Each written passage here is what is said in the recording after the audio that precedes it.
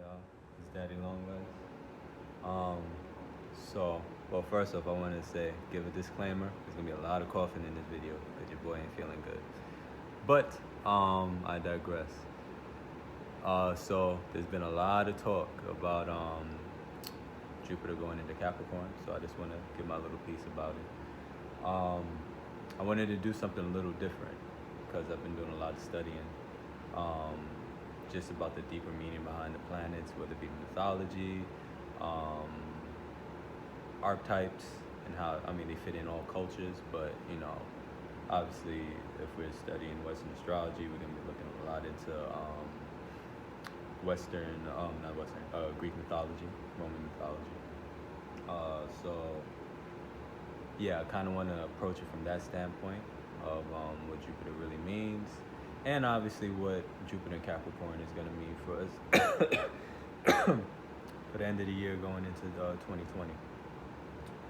So I kind of just want to start with a story about, it's nothing like crazy, but I was studying Pallas Athena, or Athena as we know it, and I was really fascinated by the story and talking about the origins of Athena, where she was birthed out of the head, literally Zeus' head opened up and birthed Athena, full-grown woman and all. And I thought that story was very interesting. And it was because of me wanting to learn about Pallas Athena that made me kind of stop and think about Jupiter for a second. So yes, that's how she was born. And then all right, just a quick, because I don't want to go on a tangent, but Pallas Athena is a part of our chart, or it's just called Pallas, where we kind of have like this holistic 360 understanding of whatever subject matter, depending on the house is in. But this is the area of our life where we're able to kind of like make all these really ingenious kind of connections between things, Some of it might be in art, some of it might be in relationships, some of it might be in finances in your second house, it's endless. But, and then obviously the aspects too. But, this is what Pallas represents in your chart. I found that really interesting. And I was like, well, what's the deeper meaning behind that? And then I stopped and went, wait a minute. She comes out of the head of Zeus, which is Jupiter. So I was like, all right, let me pull back on this archetype. And then I realized, wait a minute, I think when we say Jupiter, at least when I say Jupiter, I forget Zeus, and I forget Zeus is the king of the gods. So that's not where I stopped in my research, but that was like a critical point or in me kind of researching or coming to do this video about Jupiter. King of the gods. So really, what does it mean to be a king? And that's something I've been studying a lot. I've been reading a lot of excerpts from this book called King, Warrior, Lover, and Magician. I can't remember the author's title. I've been reading books like that. Way of the Superior Man. This books that kind of talk about a more holistic approach to masculinity. Because, excuse me, we hear a lot about toxic masculinity, and that's obviously something that occurs. There's definitely men that behave in a toxic way, as there are women that behave in a toxic way. But we must always strive to kind of like to live at the higher frequency of that expression of gender, of however you want to see it. So I was sitting down and I said the king of the gods. So then, because I've been kind of looking at if you know anything about Jungian psychology and his connection to astrology, Carl Jung used to use birth charts to analyze his patients. But he's very known for his he created, well, not created, but he explains in a lot of great detail um, archetypes, archetypes that exist in all cultures, span different periods of time. You see it in movies, you read it in books, you see it in people. So one of the key archetypes that that I was reading about was the archetype of the king, and I think it's important to analyze that, like, for what it is. So I wrote down or typed out a bunch of like key words that came to mind when I thought of the word king. And I'm being funny right now, but I don't mean the goofy kings and queens horseshit that we always like, the cliche of it.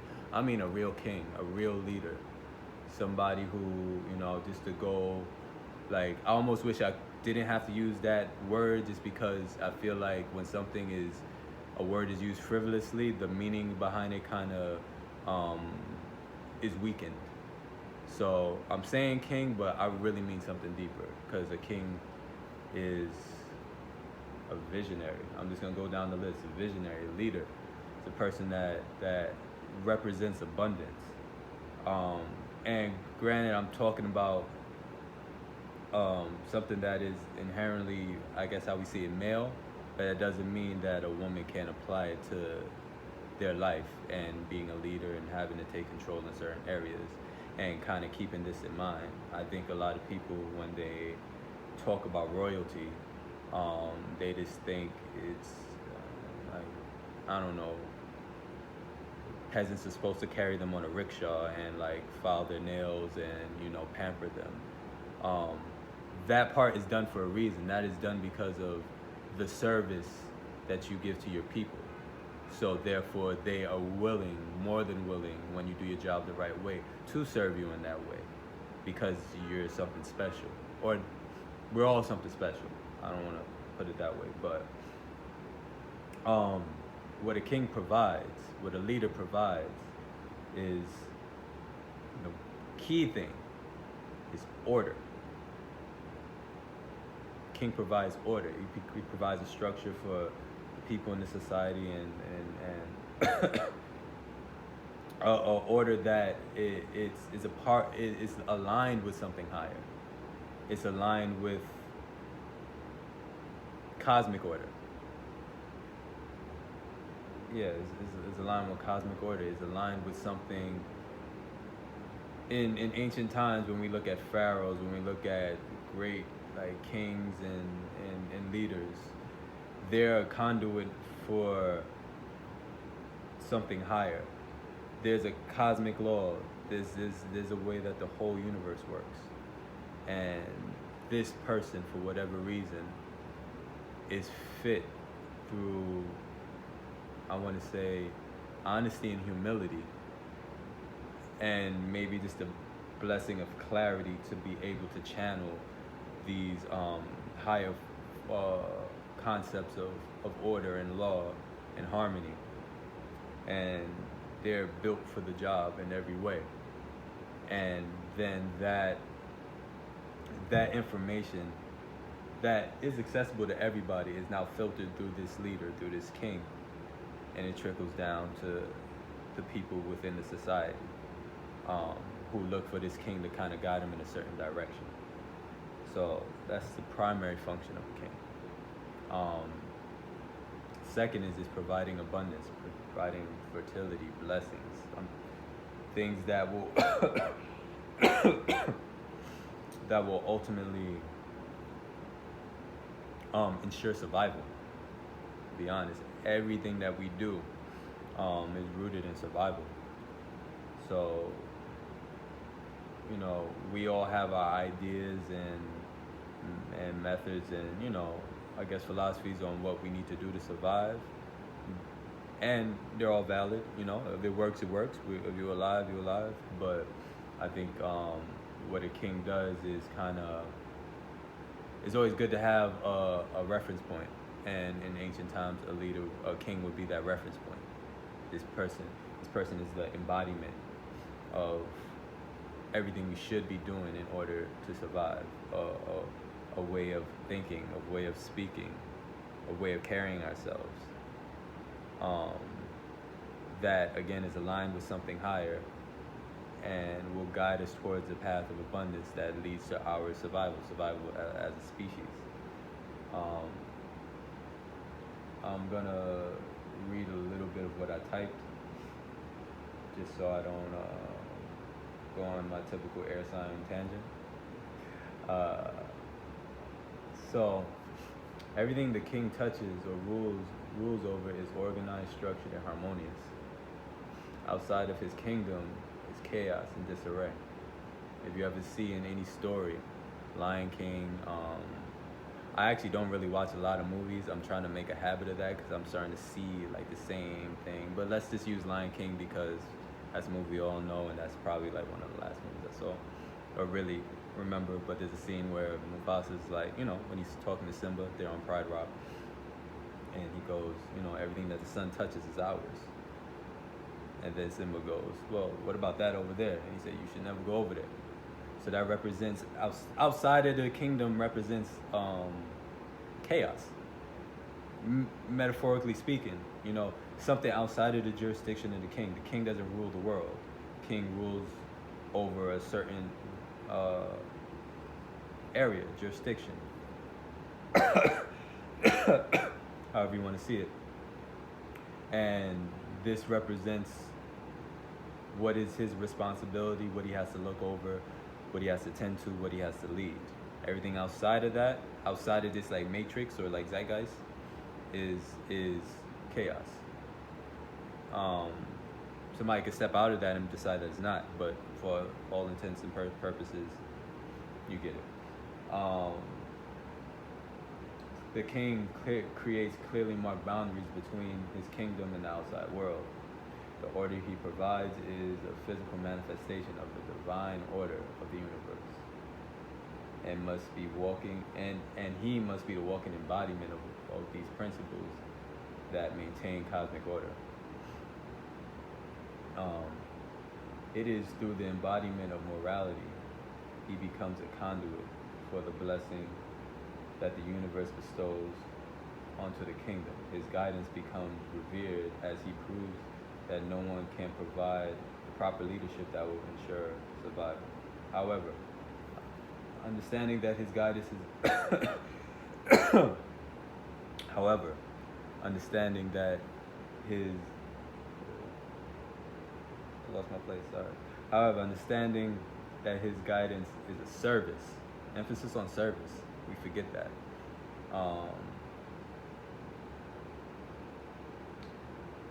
He must never be forgotten, because when he does, the Shadow King emerges. So if you do study archetypes, if you read the book that I mentioned, King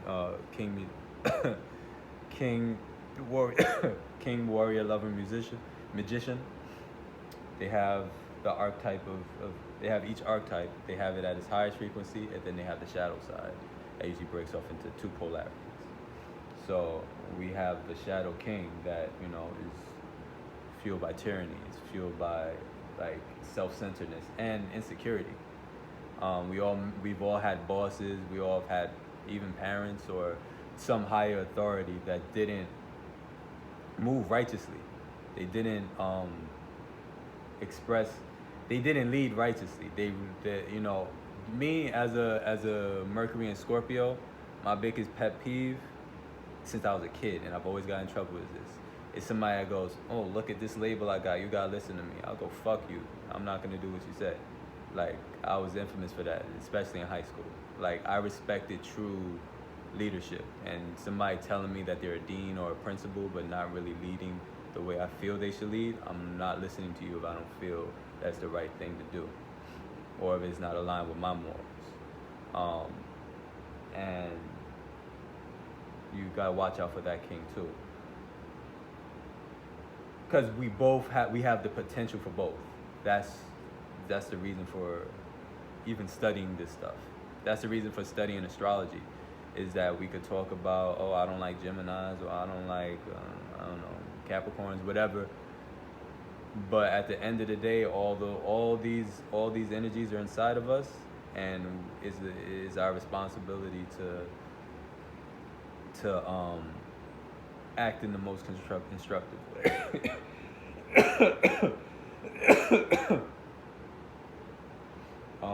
Let me just finish this last part.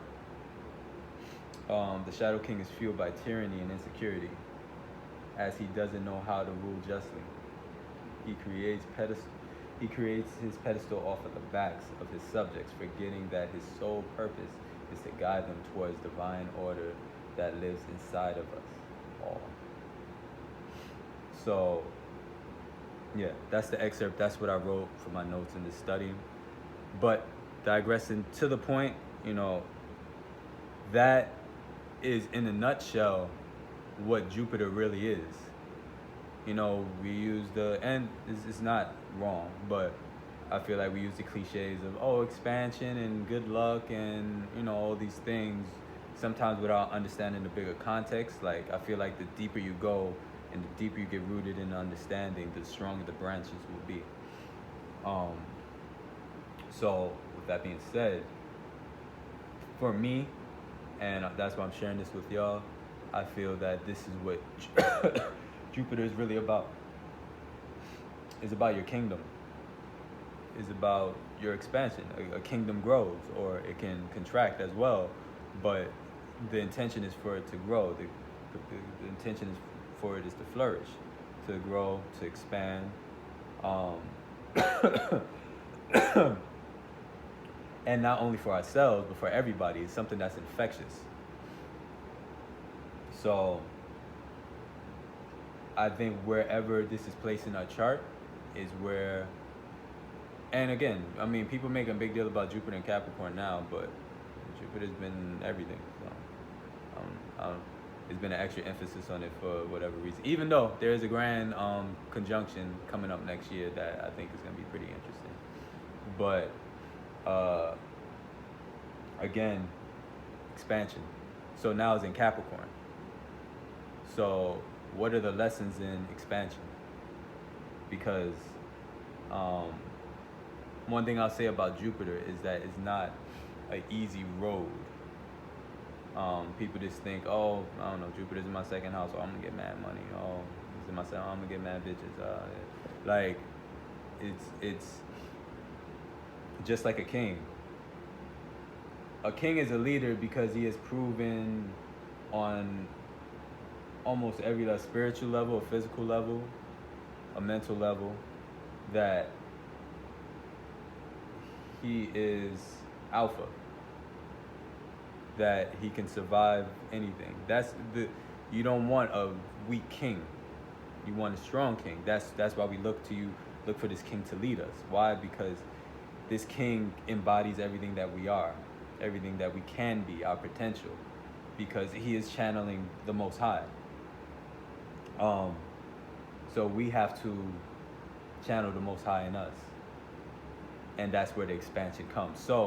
But that only happens with challenges. So Jupiter challenges you. It doesn't challenge you like in a Saturn way, but it challenges you.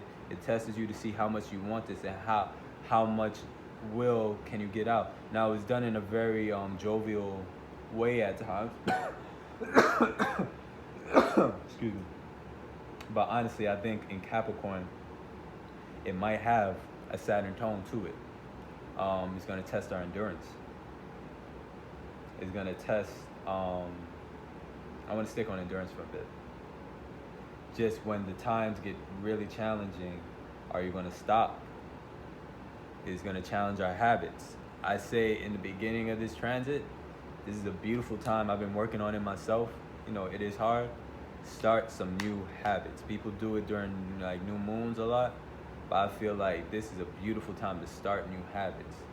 If you want to have yoga at 7 o'clock and you want to do yoga at 7 a.m., do it. Keep doing it. This is what Capricorn is about. It's about consistency. It's about the things that have stand the test of time. That's why it's not exalted here, but just in my interpretation of it, it seems like a beautiful place for Jupiter to be, at least in theory. It might suck in how it manifests itself, But I believe that the bigger lesson will bear more fruit than if I wasn't challenged at all, if we weren't challenged at all. Yeah, I think it's about endurance. I think it's about taking our time. It's about being intentional in our habits, understanding that our actions create certain results, certain tangible results, and if we keep doing it over and over and over and over again, that's where the expansion comes. That's where the success comes. That's where the beautiful things come. It's going to, just to touch on the grand conjunction,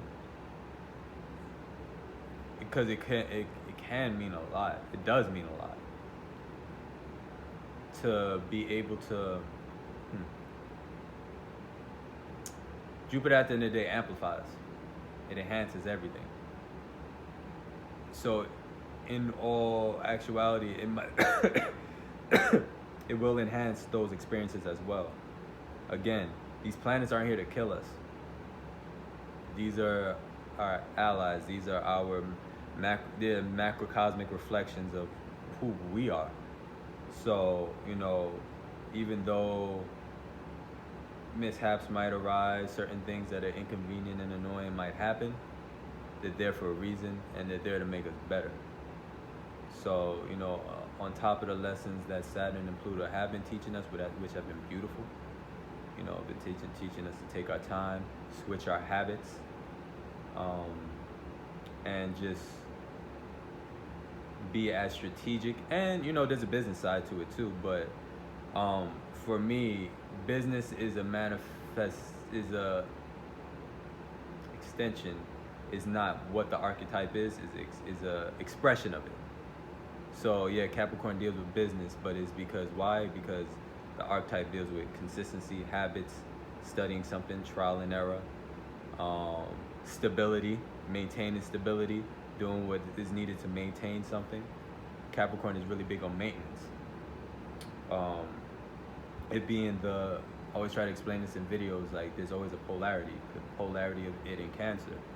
Cancer is the familiar, is the family, it's the culture, it's the things that feed our soul. Your mother's favorite food from your home country, your the dances you do, the slang in your language, in your culture. All these things are like very emotional and like deep and heartfelt, and they resonate in our souls. So the extension of that's the emotional aspect. We stretch from that, and Capricorn deals with the maintenance of that. That's why you have laws. That's why you go to any country, you have specific laws, you have specific customs, you have specific institutions that maintain those cultures and those customs. These are all things that are Capricorn. Government, law, making sure that we have laws that keep these things in structure. Why? Because it's part of something way deeper. So, and it even goes back to the point of the kingdom, of a structure of a society, and how it should be, and what is needed to maintain it. So, I don't want to go any longer. It's gonna end up being like 2 videos. So, shoot me a DM if you have any questions about Jupiter, what it means, where it is in your chart. I'm always here to give readings, to give personal insight, and yeah, have a great night. Thank y'all. Love y'all. Peace.